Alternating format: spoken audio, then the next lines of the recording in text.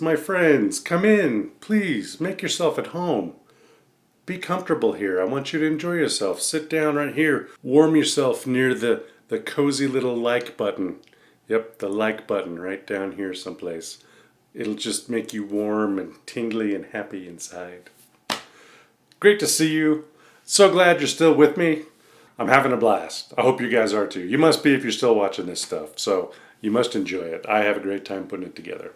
Today, we're going to book passage to the sunny location of Port Nyanzaru in today's Tomb of Annihilation, but better. Man, you couldn't ask for a better fantasy setting than the city of Port Nyanzaru. It's just the way that it's described in the book is so, evocative, and the walls are covered with murals and it's bright colors and the spice in the air.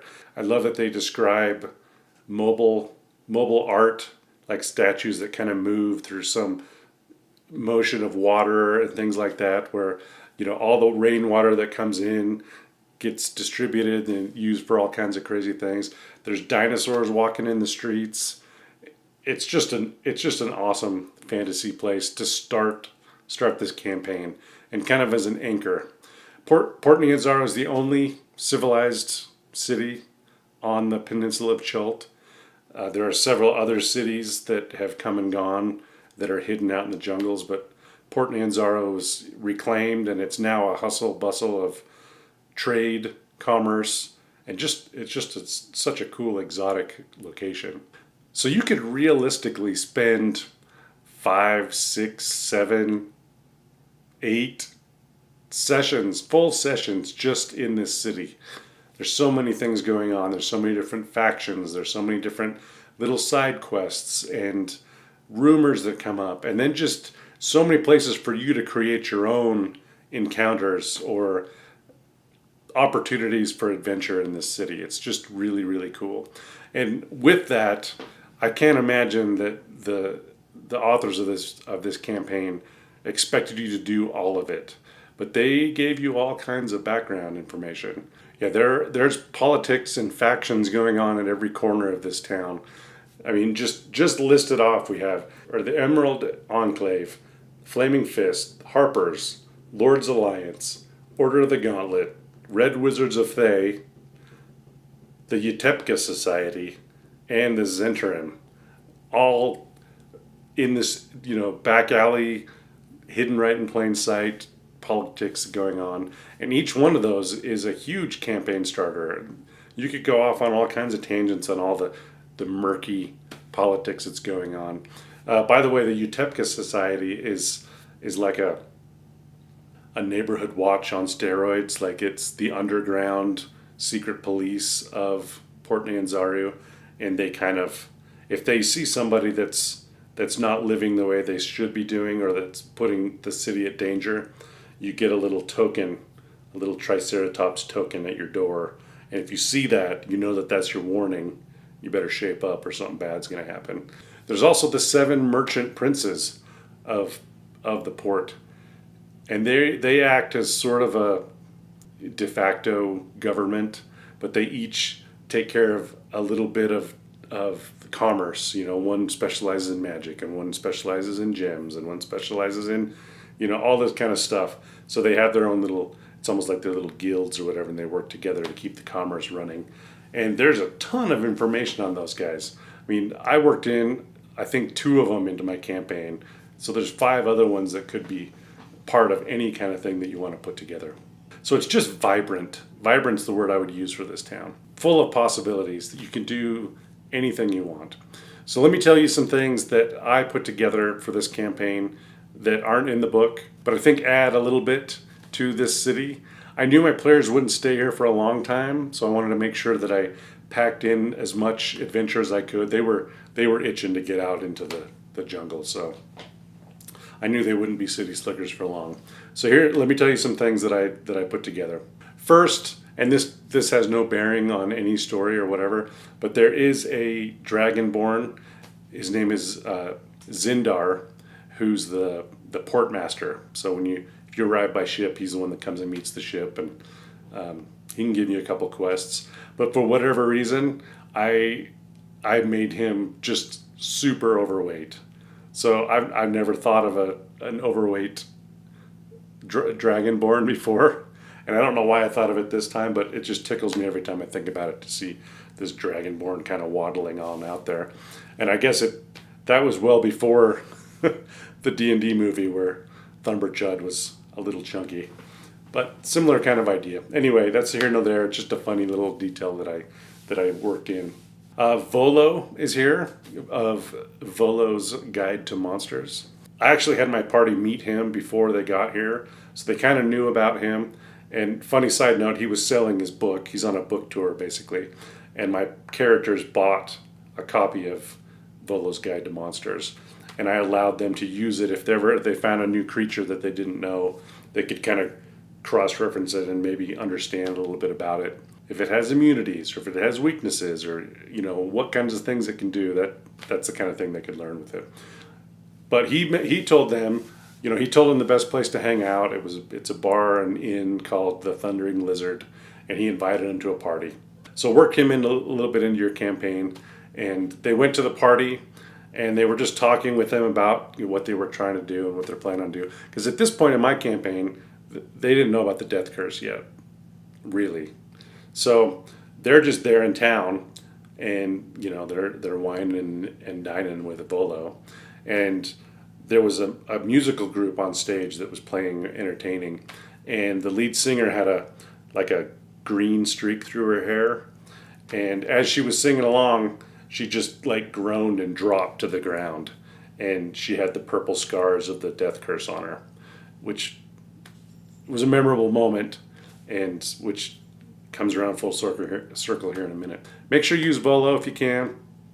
There's also an arena in one part of the city, and obviously if you have an arena, you're going to have gladiator fights. And I knew my characters would go there hungering for that. Book doesn't really talk about gladiator fights, so I built them a gladiator fight. And the premise of it was they're not as brutal as, that's not fight to the death. Well, fight to the death if you're creatures and monsters, but it's not meant for the players to die. There are clerics there, people bet on it, you can make some money in the ring, and so it wasn't a deadly encounter, mostly because my players were so squishy at this point. I didn't want them to get torn limb from limb in the arena right at the start. So I had it have 3 stages, because 3 is the magic number. The first stage, they were in the ring, they're all ready to go, and the arena just fills with water up to, I don't know, up to about their bellies or their chest, and doors open from the sides, and sharks come in, and so they're trying to fight these sharks. They're hard to see. The rules for fighting underwater are different. They sneak up from behind you, all that kind of fun stuff. So that was something they did not expect at all, to be fighting sharks in the dry land arena. So they take care of those. The next wave, I wanted to add, or start right there at the start, to have dinosaurs. So a pack of velociraptors. So they're jumping around, being smart girls, and coming up with pack tactics together, and just a lot of fighting there that they're going to have to get used to, because there's a lot of dinosaur fights in this game. So they vanquished that, and then the next one was another group of humans that came out, humanoids, and one of them, I thought this was a fun little thing, and maybe it's something you can look at doing in your campaigns. We had finished a campaign earlier, and I had created a halfling monk, and she just kicked butt. And so in this game, she came out as one of these contenders, and I kind of gave the story of that she's from a different part of the continent, and she's here just honing her skills or whatever. So it was kind of fun for me to play that character again, because I loved her so much. But it was a fun little wink to the continuity of the universe here. Fight through that, and then lastly, as the grand finale, there were just a bunch of big stereotypical gladiators that came out, and they all had mauls, but they had a kind of a hard rubber covering on the the bit of it, so that it meant to be less than lethal. Still gonna hurt you, still gonna knock you down, but it's not meant to kill you. And then the kind of cliched thing of they fight to the last man, and then the last man's like, no one beats the champion or whatever, and then so he bashes his hammer on the ground and the rubber thing splits off, and then he starts coming for real at people. And that at that point it's fight to the death. So at the end of that, they win some money. They get healed by the clerics that are standing there. They gain some notoriety and some fame, and that gladiator arena itch is properly scratched. So the big event that I wanted to make sure happened while they were in port is an all-out zombie attack. I wanted to impress on them very, very clearly that Chult is not the beautiful, peaceful, artistic land that Port Nyanzaru kind of emanates, but it's a little jewel in the middle of a vast, deadly wasteland. So there's a kind of one of the slums of Port Nyanzaru is called Malar's Throat, and it's kind of a gully that starts out in the jungle and comes down. There's like rope bridges across it and stuff. It's a dangerous place to live because undead attacks aren't uncommon. As they're walking through the town after they've done their arena fight, they've done some shopping, they've done some other things, then they start hearing an alarm bell. And I wanted to make sure that it was stylized, if that makes sense. So even the alarm bell had a musical, lilting kind of note to it. I mean, it was obviously an urgent thing, and it wasn't a musical performance, but I just thought it was kind of cool that instead of just a big loud horn or, bells or something, it was some other kind of musical tone that everybody knew what it was. So everyone starts running away. Guards start running towards the wall near Malar's Throat, and the characters go with them. They get up on top of the wall, and they just look out over the gully there, and zombies and undead are just coming in. And townsfolk are running towards the gate, and it's the thing where the gates are closing, and people are trying to get through, and then closes, for the good of the city, and there's still people out there. So it's really tense. My character, 2 or 3 of our player characters were very, very charitable, very good-hearted, so they wanted to save those people. I said that there was a little kind of a rope elevator that you could crank down on the outside that they could easily cut the rope of if anything bad got into it. So my players were starting to go on that. One of them jumped off because he couldn't wait for the elevator. It was a little higher than I think he thought it was, and he landed a little rough. But zombies are coming in. The player characters are fighting them. They're starting to win. Most of it was zombies just because they're low level, and zombies are very much in line with the death curse. But as they're killing these zombies and they're just about done, to their horror, some of the townspeople who had just been killed start raising up and coming at them as zombies. And that's kind of a game changer for the undead world, because that's not really how undead works in D&D. It's not, it's not The Walking Dead. It's not a virus, or it's not a fungus, or not something you can catch. Like, undead is very much a, necromantic spell or something that directly happens. It's not just it's not like being a werewolf or something.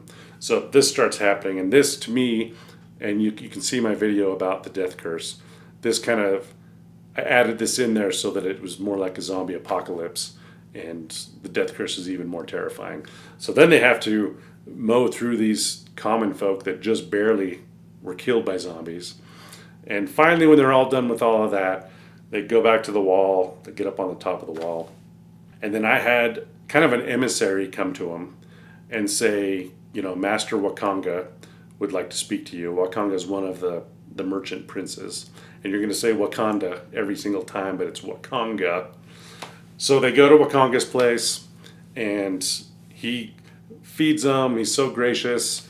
They get a long rest. They get, warm food in their bellies. That night, he takes them down. There's he's got a hidden door in his house that goes down the spiral stone stairs down into kind of an underground. It's actually kind of cold, a little humid down there. and it's like a catacomb, and that's where they meet Syndra Sylvain. So that's where, if you're going by the book, meeting Syndra Sylvain is the first thing that happens. I kind of wanted to ease into it a little bit more, have them just in town to be in town. A bunch of stuff happens. They kind of earn this respect, and they come down and they learn about it. So she's down there. She tells them about the death curse. She says that she's infected with the death curse, all the things. So I didn't really change her backstory much at all, other than the fact that she is very much trying to figure out the cause of the death curse. But she can't leave. I mean, she's a level 20 plus, super strong wizard, but the death curse has rendered her useless for adventuring. So she, in one of the rooms, there are parts of the zombies she's dissecting and trying to figure out.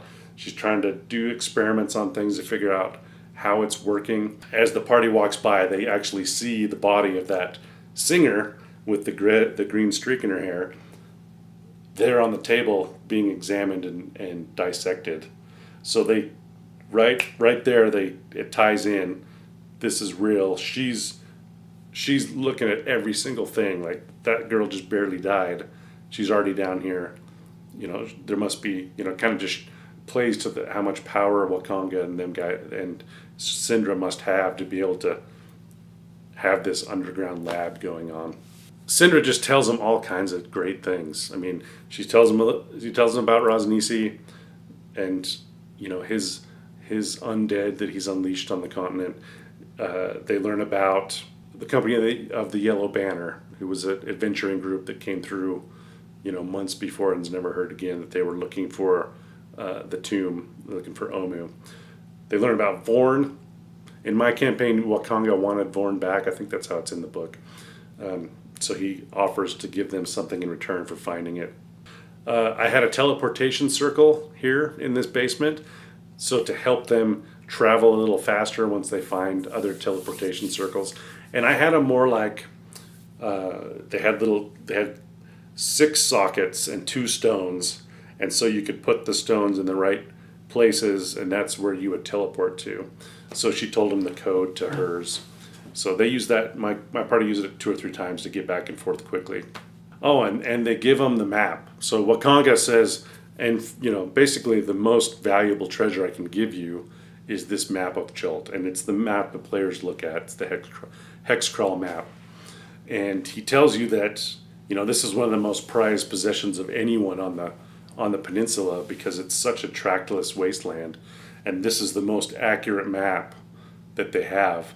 And he warns them, don't tell anybody, don't tell people you have this map. Even your best friend in the world will likely murder you in your sleep to steal this map, so don't tell anybody about it. So there's just a ton of quest starts that I had with her that start at this point. So at this point on, the quest for the death curse is going on, and they go out in the world and they start solving all the problems. Now there's so many places in Port Nyanzaru that you could use. There's a crazy like a trench run where if you get put in prison or you're punished, they throw you at one end of this trench, and it's full of dinosaurs and awful nastiness, and you got to run all the way through it. If you get through it, you're absolved, I guess, of your crimes. Not many people get through it. There are 2 or 3 other kind of shady slum type areas where you could have any kind of smuggling or piracy or anything like that you can build out. Lots of great merchant areas and things like that. So build it the way you want. And tell me if you've played it, if you've run through this. Tell me what you did in Port Nyanzaru, because I'd really like to know, because it's just, there's so many possibilities that, and I just went down this one route. There's got to be 100 other routes. I'd love to hear what you've decided to do. There's one more episode in the can, my friends, and I'm glad you're here for it. This was a special one, and I hope you had a great time. Please take a second right now, hit that like button, heck, hit the subscribe button. That'd be awesome. That way you can get the next video right off the bat. My heart is warmed and happy, and the algorithm just feels satiated. Thank you so much. I'll be back with another one